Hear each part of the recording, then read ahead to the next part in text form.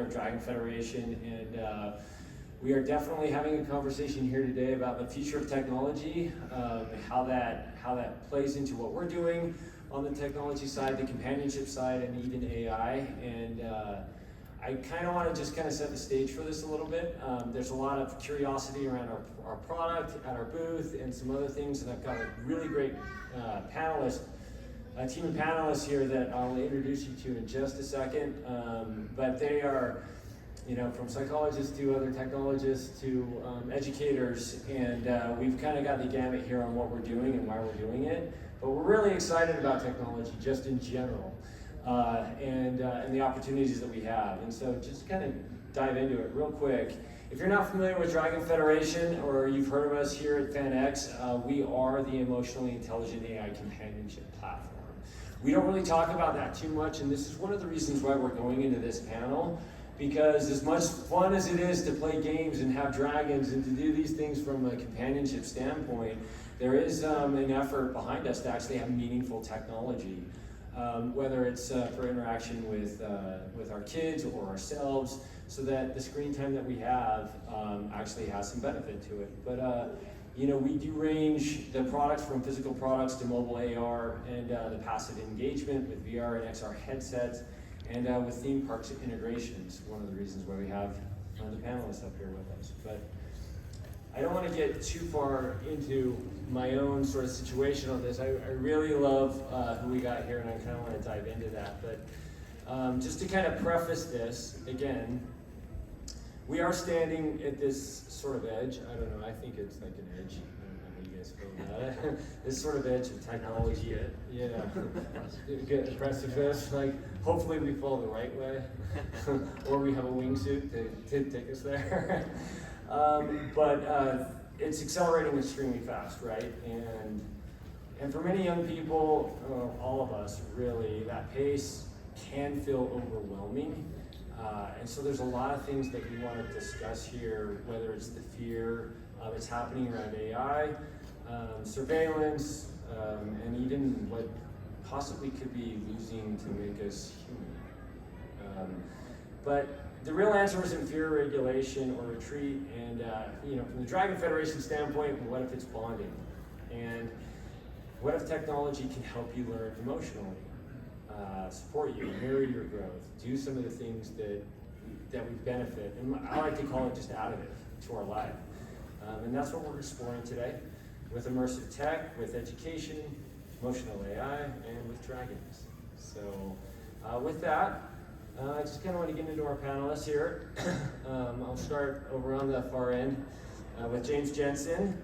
He is a pioneer, if you're not familiar with him, he's a pioneer in hyperreality tech. He's the co-founder of The Void, and he is now leading Jump, or Limitless Flight, where you can actually jump into a wingsuit and fly off of Notch Peak, right? And he's designing an experience that trains not just your body, but your perception, and believes immersion can change who we are. Did I get that right? That's perfect, yeah. Okay. And then highlight version. And then we've got, the next is Kristen Olonkowski. She is building the future of schools. She actually leads Utah with the first VR charter school that opened up this year and holds a master's degree in positive psychology. And she designs learning experiences that spark curiosity, right? Perfect. Yeah. Wonderful. Thanks. And then to my left here we have, I guess my immediate left, Toby Larson, and he is a performance psychologist, and he's an educator and mental health counselor, as well as he's working with youth. He's worked with athletes, right? Semi-pro, professional? Okay. All levels, and families, and helps people regulate, refocus, and rediscover their value in high-pressure environments. Is that fair? Yep, absolutely. Okay. So perfect. All right, I kind of want to get into this. Before we do, I just kind of want to set this up because I've got a question for James, and if you're not familiar with what he does, I'm just going to play a little clip from what he does to help set us up here.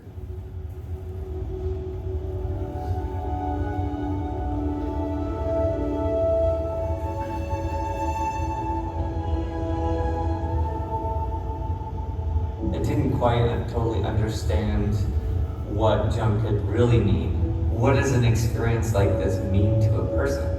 There we go. I just gave a testimony. I'm not super sure. It was awesome. If I was to take you to the top of a mountain with zero experience, throw a wingsuit on you and a parachute and you got this and slap you in the back and you can make it, you're good. You jumped off of that mountain and flew successfully and pulled your parachute successfully and landed. That would be a meaningful moment in your life. I didn't know what to expect. I just knew that the anticipation had been there. But after my daughter and I jumped, I didn't realize until months later I had become fearless. That was not the Arlen before the jump. The flight portion of jump is amazing, but the decision to actually jump is the moment that is the most pivotal thing for an individual. That's like taking a risk. I cut it off there deliberately. That's good. Because I actually wanted to jump into this, Yes. no pun intended. So the question that I have actually, James, because this is a really powerful piece, and I've actually had the opportunity to go to his place and do it, and I'm a risk taker, I guess. But I've seen people not be able to jump. I've gone with people that can't jump, and so the question that I have for you, James, is how have you seen immersive tech actually shift behavior or mindset in people? I mean, it's early on, and I didn't understand that this was a thing when I did the Void. We did the Void because I thought it would be fun to have a 4D experience with scent and everything synchronized, and you could feel the heat from the fire if you walked around and there was fire. I didn't understand how much that would shift the perception. But having everything synchronized, I think that's what got me really excited about Jump, and doing my next project was not only entertaining somebody, but creating an experience that could create that shift potentially. And if you look at what is holding a person back a lot of times are these limiting beliefs, or this belief deep down that was created when you were younger, that you can't do this thing or you don't deserve this thing. And it's just not true. And that holds you back from a lot of things in your life. So long story short, I have seen people come through Jump that are across the whole spectrum. My favorite experience that I saw, this lady and her husband came into the experience, and they jumped, and they were excited when they went through, and then up front had these little keychains that say fear is an illusion on them. And I saw her looking at them before she jumped, and then once she got done and was in base camp, she was kind of quiet. And I was like, how was it? And she's like, oh, it was great. And I was like, okay, well, I'm gonna go grab her one of these keychains. And I gave her the keychain, and I said, well, I want you to have this because it says fear is an illusion. And most of the time when people are experiencing fear, they are projecting something in the future and they're imagining something that's gonna happen. And it's just not true in the moment. And Jump represents that. And so I presented this to her, and she started crying, and she said, thank you so much for this experience, because I just lost my son a week ago, and I felt like I need to be done, and I didn't have anything left to offer this world. And she said, this experience reminded me that I am important, and I do have something to be here for. And we all started crying and hugging, it was awesome. But there's so many stories like that. Other ones are just, other people that have maybe like a social barrier, that they have this belief that they don't just fit in. And, it's only through experiences where you get to kind of take those test those boundaries, and then, have a changing moment in your perception of your full potential. So, yeah, I could go into a bunch of them. Right, but it's almost like, what you're doing there is creating a safe space for people to test a boundary that they wouldn't otherwise test. Exactly. And a lot of times the way that I frame this the most is, if I ask somebody, if you have your perception of reality based on all of your past experiences, and people will say, yes, that's true. So hyper-realistic experiences are just a way for us to have experiences faster that shift our perception of reality. So if you were to go try to wingsuit base jump, that's 3 to 5 years of your life and about $30,000 to $50,000 worth of training, if you make it through it and you survive, to have those learnings. Where now we can put 11 and 12-year-old in to an experience where it feels very real and very risky to their mind, and they get to have that shift at a younger age. And who knows how that will impact their life in the future. They could be crazy entrepreneurs because they just don't have that fear barrier of taking a risk and going for it. Right, and so, your experience, quite literally, you make a decision, right? You make a decision and then you do it. There's no gradual sort of ascension. And Toby and I were talking about this. I don't know if you can follow up on this, Toby, but just like giving your thought process on if you don't make the jump, right? Like all of a sudden you go into this situation and, you know, I don't know if you give a refund or just a rain check. We don't usually. We just say, come back anytime. Like, this is your place. And on that note, we did have a guy that flew in, and he's like, I really want to jump. And we put him in there, and he's like, I can't do it. He's like, I'm out. And then he said, let me go meditate. He went back to his hotel. It was like 30 minutes away or something. And then he came back the next morning, he jumped, and he came out crying, and everything was awesome. Oh, that's amazing. It's really providing the opportunity to safely push your boundaries. And that's, I think, one of the things that immersive tech provides that is just impossible to reach anywhere else. Really what we're trying to do when we're doing any sort of change, be it with with a professional athlete, trying to help them be more focused and less in the back of their head right before the ball snaps, or it's a child who's really dealing with some form of extreme anxiety where it's holding them back from being able to even really function well in school. The answer is always that limit testing for the individual and providing good practice environments, providing safe yet challenging environments for that individual to just test, to take a little bit bigger step. And as they take those small steps, they not only get further along from where they are right now, but they learn to take bigger steps in the challenges they take on as well. The greatest thing about immersive environments with the add-on of AI is now you can, instead of relying on a programmer who is going to write out the entire storyline, that storyline can kind of adapt with you because AI can create as you go. So the practice environments that we can create through immersive experience is incredible, which means that the type of challenges we're going to be able to help people through is going to start to grow. And it's going to be different. And one of the reasons I'm on this panel is I really see the future of psychotherapy and the future of where we're heading in education to really be a lot more experiential based, because we know that's what drives behavior change. That's what drives learning way more than listening or observing. You have to go and do, and that's really the top. If you look at like Bloom's taxonomy, to take a well-established field of research that talks about where learning really happens the most, it's that experiential level. The best athletes become the best athletes by being able to have safe practice environments that allow them to push themselves. Shaun White jumped into a bag before he jumped into any sort of snow condition, right? And he started on a trampoline, and then foam pits, and then into an airbag. And then he would try it on good powder days, and then it would be in competition. Our VR tech, our immersive tech, allows us to create that for everybody instead of just the people who are super elite, because it's expensive to create that in the real world. Yeah, and just to add on to that, just real quick too, it's like a lot of the scientists that are part of my board believe we take way too many medications to suppress emotions instead of just having experiences to learn from them. And I think that's a huge shift we can talk about is technology. I mean, who in here would rather have an experience that creates a shift in your mind permanently than take drugs for the rest of your life? Right? That's the cool place we're in right now. We're in this like convergence where we have technology that can give us experiences to potentially make that shift.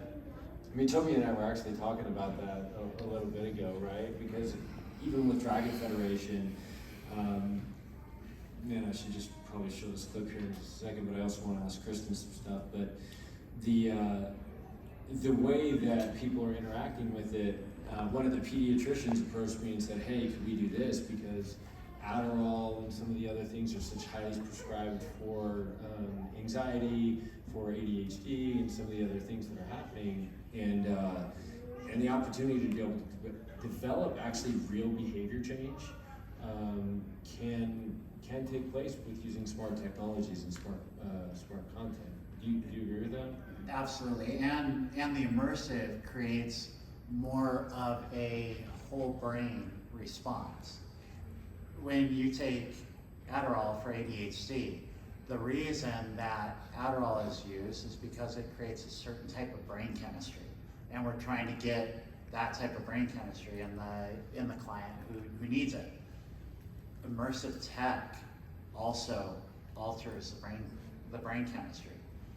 Learning with immersive tech could potentially, we need to study it obviously, but learning with immersive tech could potentially create long-lasting brain changes. So it's maybe not for all conditions, maybe not for all cases, but I would say for anything maybe lightly moderate and below severity, absolutely, it'll probably be the better choice because it'll be the least invasive choice as well. Well, Kristen, why don't you jump in here, because Yeah. obviously you have some experience with both tech and education, right? Right. Changing how we're learning. I mean, you opened this school. I'm sure that you've got a lot of information already, but yeah. We do, and it goes along with what the other two panelists have been saying, that this immersive culture, this immersive learning environment is so much better for students.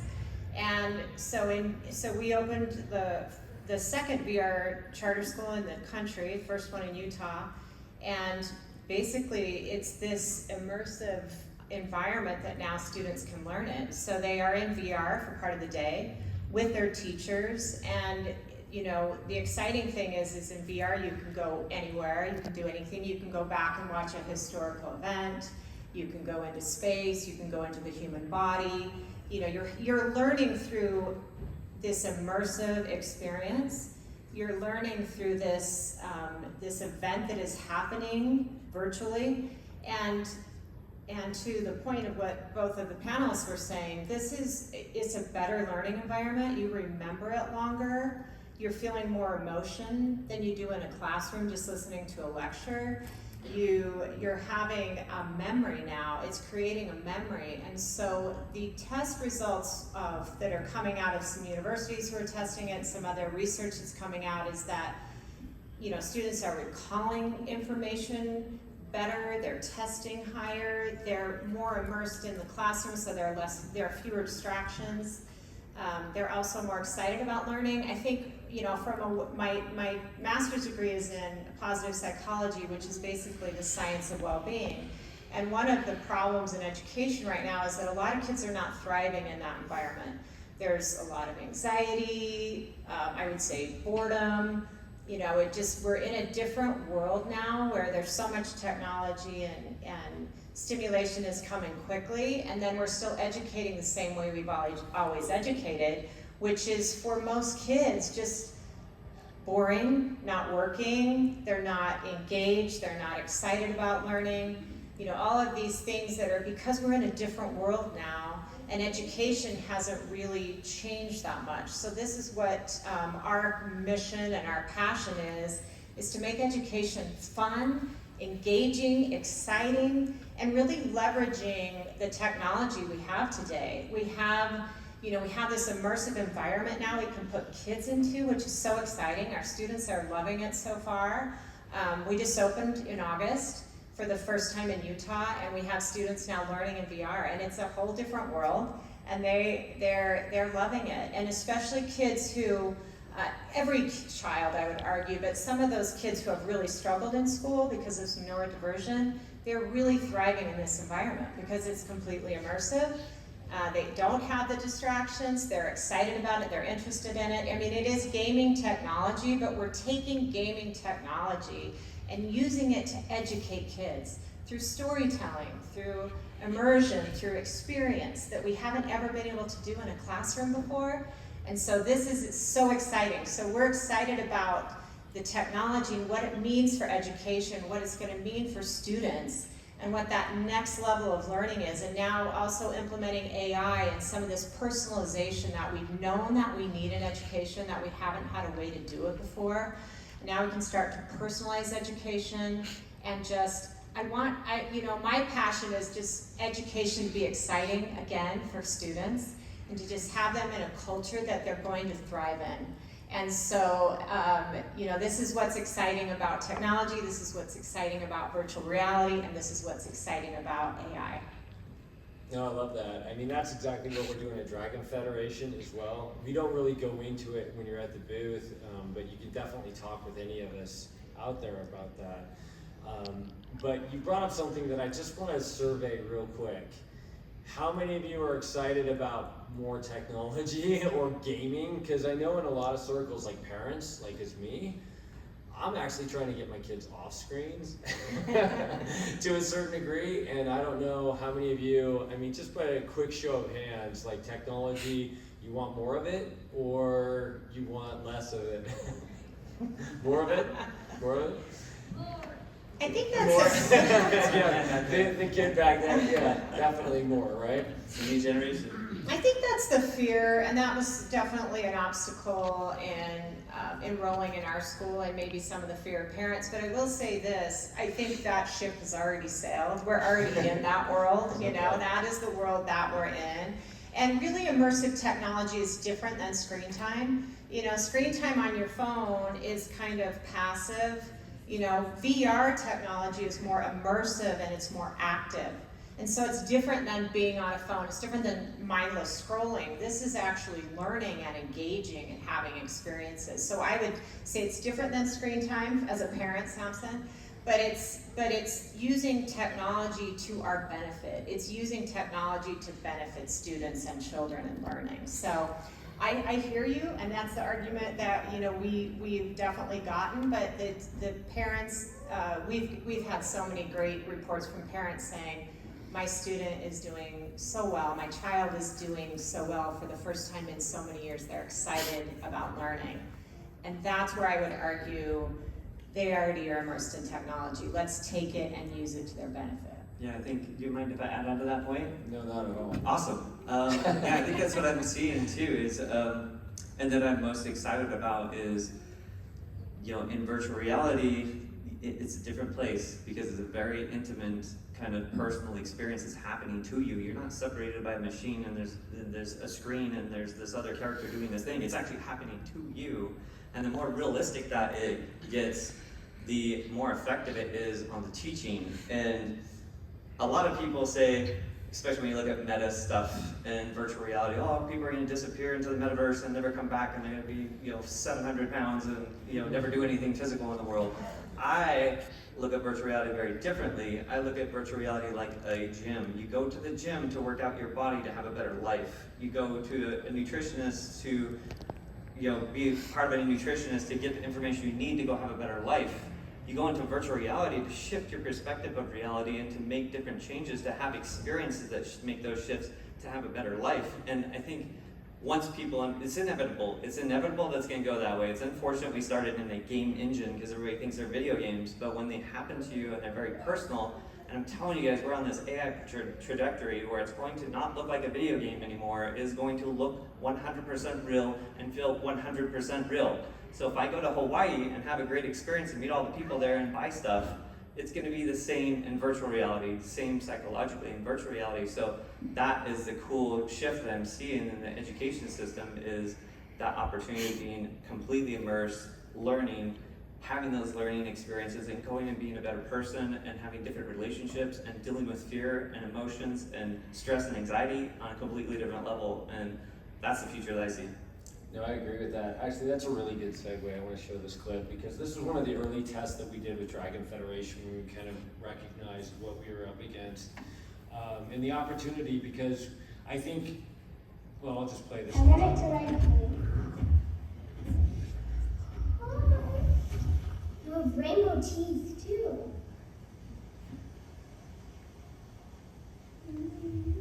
Whoa, such beautiful things. You're gonna be such a strong dragon. Aren't you, baby? Let's give you some scratches. Dad, I want it to like me. Why is it not being happy? Well, the fact that it's done already is a really good sign. Hi. Hi, bud. Hi, buddy. Do you like me to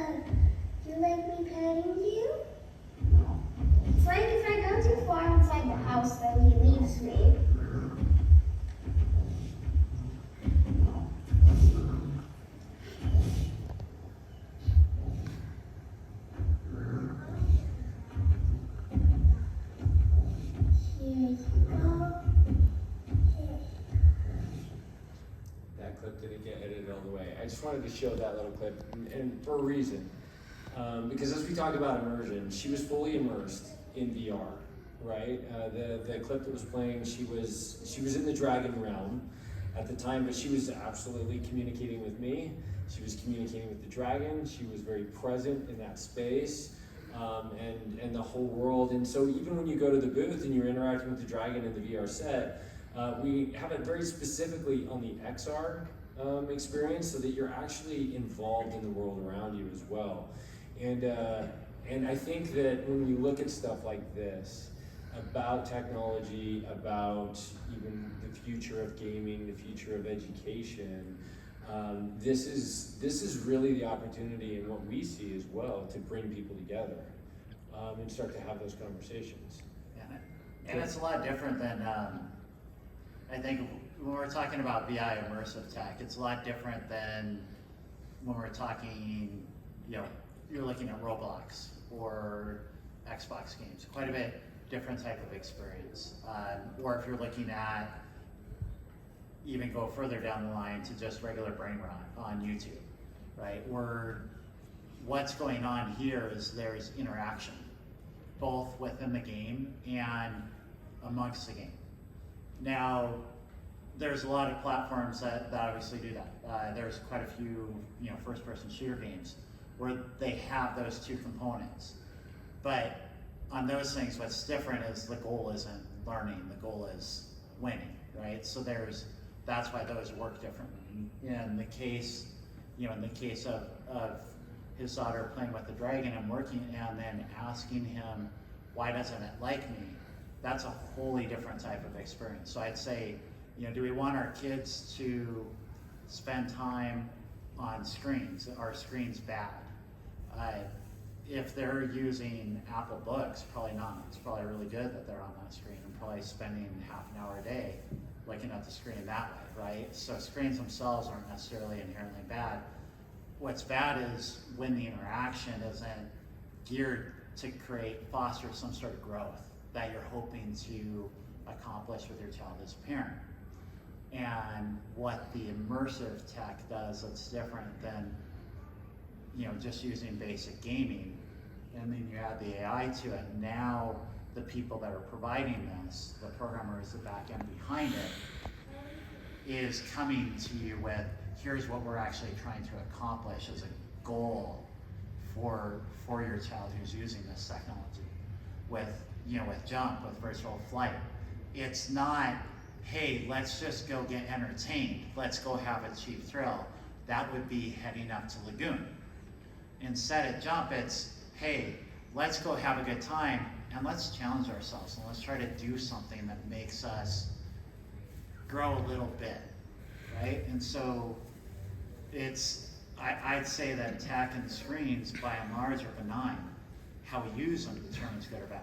Yeah, and I love that clip. Thanks for sharing that, because the teaching method in virtual reality is very, very different than normal storytelling. You have to, and I talk about this sometimes with folks that are in film, because they're used to there's this character, and you follow the character, and the character does the thing, and it does the thing. It's like, no, and then you want them to have this experience at the end of the day, or have this thought. Have you guys seen the movie Inception? Who's seen that? Everybody's seen that show, okay? You go deeper and deeper into the dream to implant an idea, and then the idea is their idea. And that's where you really can get to some meaningful stuff. So we just had a dragon in there, and she was playing with it, but she's learning all kinds of compassion and action and being proactive on this thing that then she can associate to other things in her life. But it wasn't like, hey, you're gonna go in here to learn. It's like, you're gonna go in and play with the dragon. But if the scenario is set up in the right way, you can create that environment for her to have the right tools to then build the right capacity, if that makes sense. And I think that's the movie Inception is such a good movie for what virtual reality can do, is having a person just have an experience, give them the right tools to then have the idea at the end of the day, hey, maybe I have more potential than I think I do. Maybe I'm better than I think I am, and maybe I can do it just like everybody else can. No, I love that. It's exactly what happens. When we were talking to Oculus originally, they said, what do you do? what do you do in the game? And I'm like, there's no boss battles, if that's what you're getting at, right? You take care of a dragon. And they're like, yeah, but what do you do? And it's like, what do you do with the dog? And I don't want to go too far down that rabbit hole, because obviously we are doing some things with Dragon Federation where we are hopefully entertaining. But at the same time, the education and even emotional support is a big part of this. I kind of want to shift the conversation a little bit to AI a little bit. I'll just throw this out there, because how many people have a membership or use AI on a daily basis? How many of you are worried about the impending doom of the singularity? I guess is the question. Not too many. Okay, that's great. So there's not really, maybe this is the wrong crowd for understanding what technology is. Yeah, seriously. But when we talk about the future of AI, even what we're doing with Dragon Federation, so that you're developing a personal AI, not necessarily using an LLM or an open source model that's going to be trained on everybody. We've seen the downfall of some of those things that have been happening, but to have a companion that's going to be with you, kind of moving you in this direction through this uncharted territory. But again, like in the companionship side of things, because let me ask you, Kristen, how do you guys implement sort of the multiplayer or that interaction aspect? Yeah, this is important to me because human connection is so important. And that's what I studied in my master's degree. I did original research on friendship. So human connection is important for all of us. So how do we take technology and really, add to the connection piece that we may be missing when you think of someone gaming alone in their house?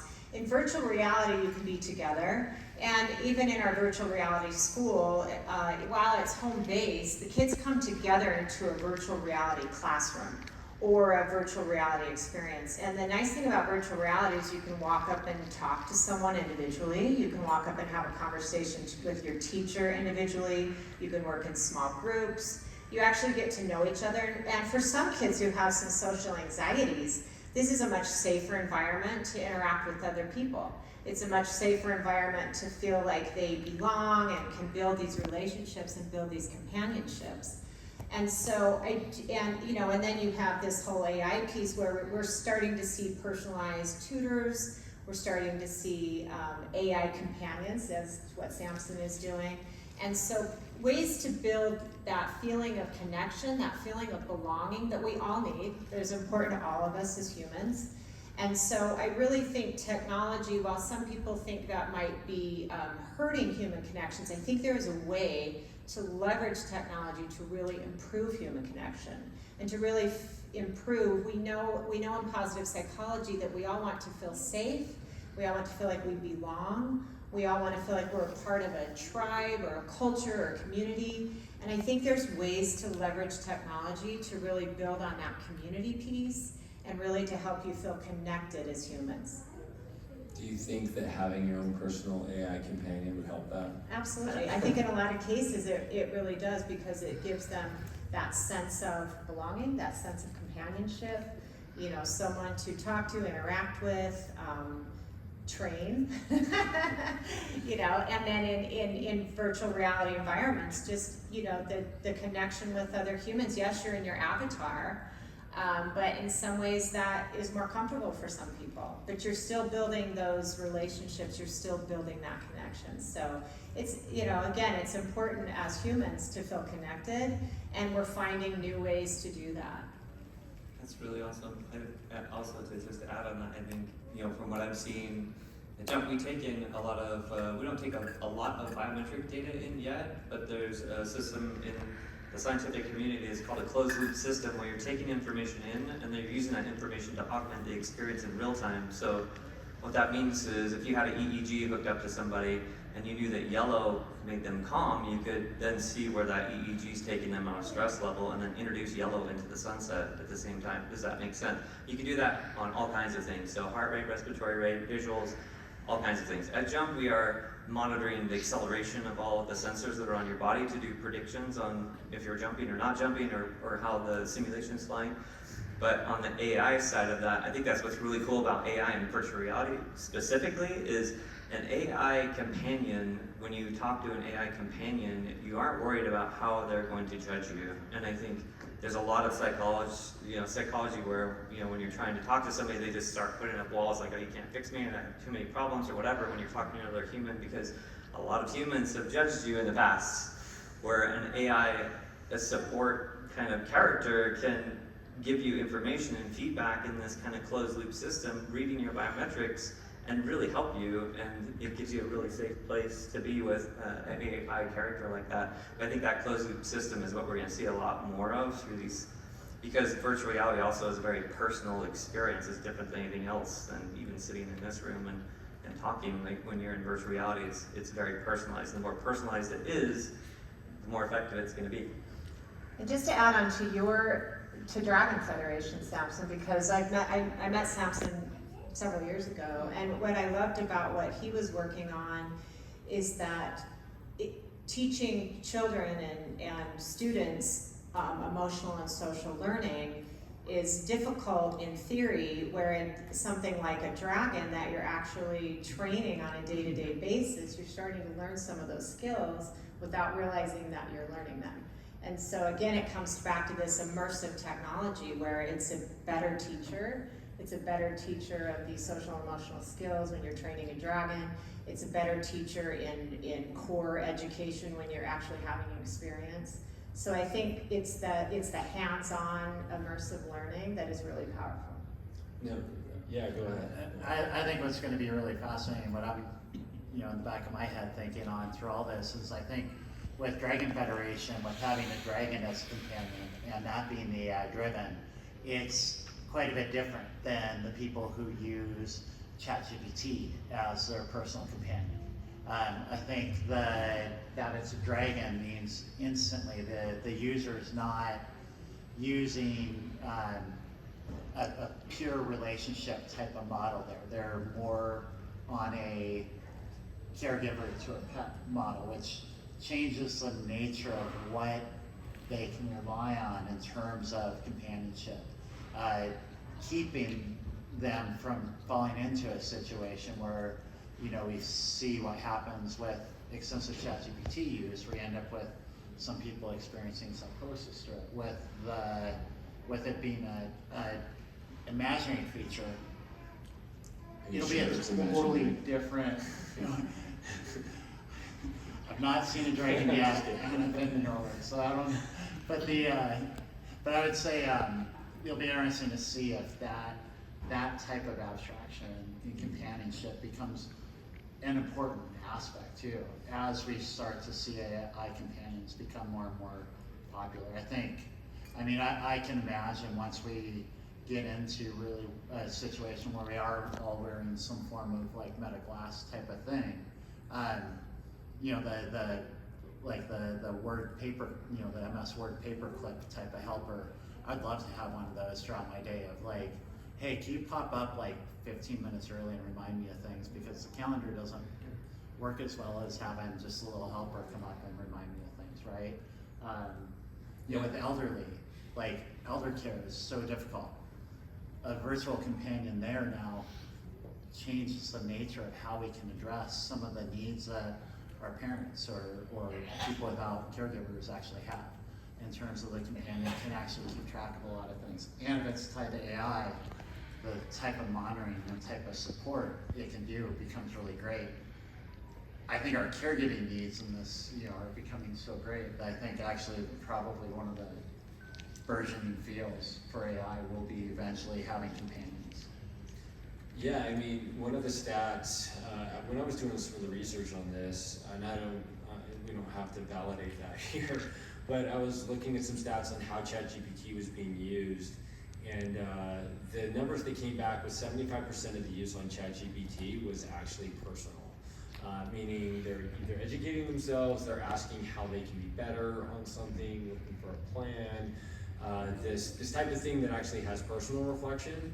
And so it kind of changed the conversation even within OpenAI, because that's not the product that they released. And then what do they start pursuing in order to meet hardware for the demands of the way that people were using the software? The majority of the use cases.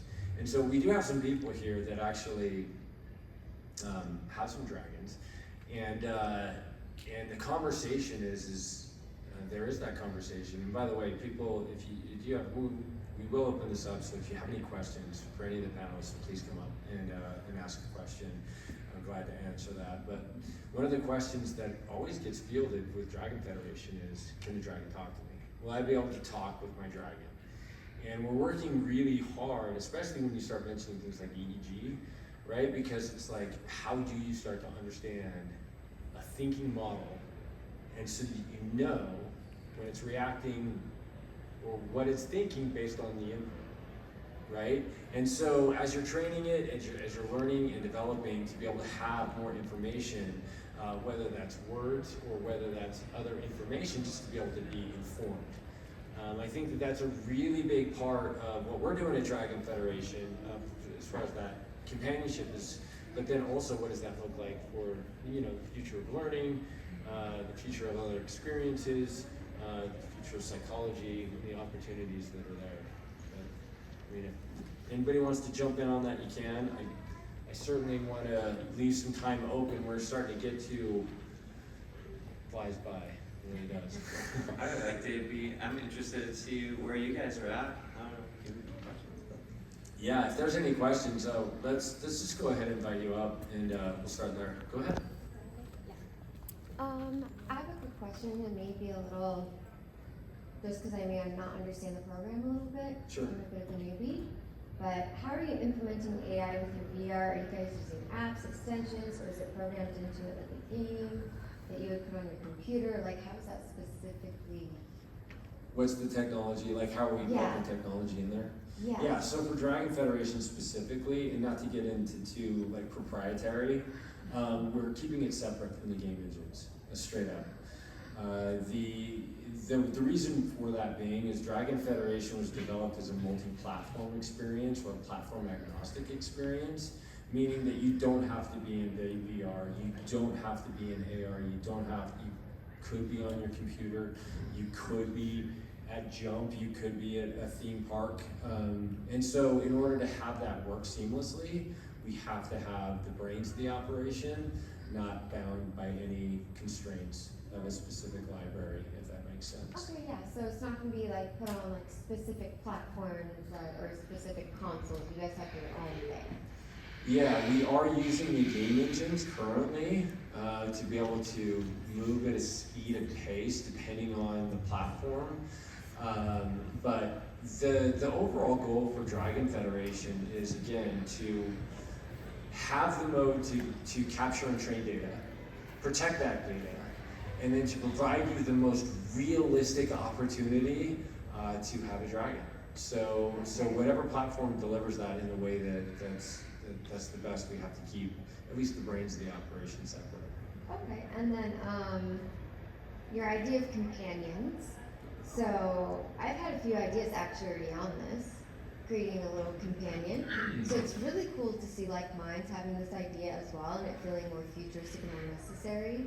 I don't know if you guys thought about it, but back in the day with Windows, you had the little guy in the corner giving you like ideas what to do on Word or something, Yeah, right? yeah. So your guys as the companions, I thought about that too, for more accessibility with people who have certain, you know, like skills they want to improve on, but privately or within like their own comfort. So that's really cool. So with your idea of companions, how are you guys more so implementing that into this, if I may ask, like a little further detail on that? So how are we implementing companions specifically into like Dragon Federation or into some of the other experiences?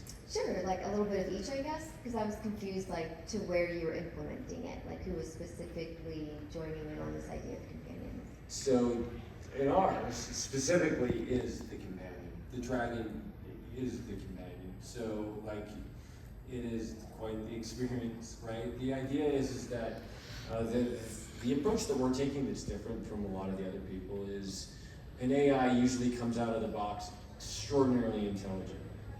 right? And we do have a lore that kind of goes through that. I won't go into it here, but it's really important for us that the AI learns from you specifically, and so the training model is, and that's why you start with an egg, you start with an embryo, the fetus, so that it goes through this very gradual process of learning and developing a companionship. So it just doesn't say, hey, I've learned from everybody else, and this is what a companion's supposed to say, because like ChatGPT currently is like, makes me feel like I'm the smartest person on the planet. That is the best idea, every prompt, right?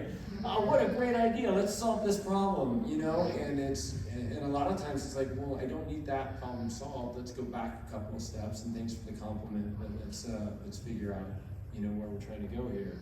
And so what we are doing with Dragon Federation is taking that a more incremental step to building a more realistic sort of relationship. So, if it's okay to share, if not, it's okay. Are you guys programming a certain AI extension or something within your VR that allows that data to be collected for it to keep learning? So the inputs for the data is really, I mean, VR is an incredible capture device. I'm sure that James can talk about this, and even Kristen, but like, because you're moving, and depending on the device, you're getting all sorts of information. I mean, positioning, posture, depending on what you have there, you have a lot of opportunity there to capture the information. As far as the engine being programmed on the AI side of it, it's more about how you take that data to train what you're hoping to get out of that model. If that makes sense. Cool. I'll just add to that from, now our goal is teaching children. We're a publicly funded charter school in the state of Utah, so we have certain things that we need to teach, core curriculum and other things, and so that is our main focus. But we do have, there's a lot of applications for a language learning model and AI, so we have ways that students can talk to historical figures, let's say, or they have a tutor that's listening into the class who can later answer questions for them and help them to learn. So not as much from an AI companion standpoint, but from a learning standpoint, there's a lot of implications of how AI can help a child to learn, how it can help personalize their education, how the AI can help see what their shortfalls are and what they need to focus on or what teachers are missing. And so there's a lot of exciting things happening in AI development now to improve learning and personalize learning for each student. So I have a good, maybe it's an analogy for this idea of what AI could do. I have 5 kids, they've played some sports, they've done things and they've excelled, and there's a moment where, so Jump's tagline, or I guess our mission statement, is we create life-changing moments. That's what Jump is. We don't ever push anybody to have to make a decision, right? But there's moments in your life where, what if you knew the exact thing to say to your son when he scored the goal when he was in a soccer game and you scored the winning goal, instead of just like, oh, you did a good job. But what if you knew with 98% surety that if you said this sequence of words or these things, that it would help that child have a shift and gain confidence in their life? That's what AI is going to allow us to do, is going to be able to, from that feedback loop, is going to be able to allow us to make that suggestion or that comment or that one moment mean something. And what that means for Jump is, at Jump, we say it's virtual reality and it's safe and everything outside. When you come in, it becomes very real. And by the time that door opens, it's 100% real when that wind hits you. And so we're ramping you emotionally, so you're in a very heightened emotional state and you've got to make a decision. And it's like the best moment for a learning, for that moment is the best time for like a learning experience, is when you're in a heightened emotional state, you're 100% focused, you're in flow state, and what you say to that individual in that moment is very crucial. And it can't be, and we're very early on, so we're not maybe saying the right things at the right moment because we're still humans and we still don't know, and I'm not a psychologist like these guys, so we don't have a psychologist on hand all the time, but with AI, we'll have somebody that's there, we'll have somebody that knows enough information to say the right thing to them. Like, what was something in your past that has been holding you back, and when you make this jump, it's not gonna be part of that anymore. think is going to be really, really cool to see. So that's what companionship kind of looks like in location-based stuff. So it kind of helps train with the emotional intelligence aspect of being able to know how to articulate in certain situations that you haven't experienced before. Exactly. Okay. And that's really the foundation of Dragon Federation. I mean, quite honestly, it's an emotionally intelligent AI. So helping develop that with a growth mindset. Well, those are the questions I had. I really feel aligned Thank you. with everything you guys are Yeah. doing. So thanks. Thank you. We're quickly running out of time, so unfortunately I did put this slide up here. I just wanted to let everybody know James has put together an offer for anybody that would like to come jump. It's got a 35% off. It's scanned with the QR code to be able to jump at jump. And then likewise, if you haven't already come and talked to us at Dragon Federation, we are at booth 901, and we are literally right across the hall. Come and talk to us more and really dive a little bit deeper. The AI discussion and the technology discussion is something we're extraordinarily passionate about. And this is why we're using the systems that we're using, and this is why most of this panel was assembled in the first place, because we see the future as an opportunity, and it's really exciting. So, any final words? Thank you so much. Yeah, thank you for having us. We are still recruiting 4th through 8th graders in Utah, and it's a free public charter school, so VR headset, laptop, and all of the training you would need to be a VR student would come with it. So please find us, Virtual Horizons Charter School. We'll be walking around too. So thank you for having us. This is an exciting time in education. It's an exciting time in AI companionship. It's an exciting time for technology, and I think we covered on some really great points of what this innovation can do to improve all of our lives now. I do have some little flyers if you guys want one that looks like the card I put up there. You can come grab it from me after this. And I'd say I think there's a lot of hope that we should carry. Where AI is going, what we're going to be able to do, where technology is going, there's a lot of life improvement that we're going to start seeing. And I think an optimistic view of the future is absolutely worth holding on to. And things like Dragon Federation are where you can start to see where that hope can really come from. There are technologists building some amazing things to really answer some of the deep human problems that we're still suffering from. And we're going to really see major movement on that we haven't been able to do before, because of the nature of being able to actually create an immersive environment for the first time ever in our species' lifespan. And dragons are just cool. Thanks, you guys.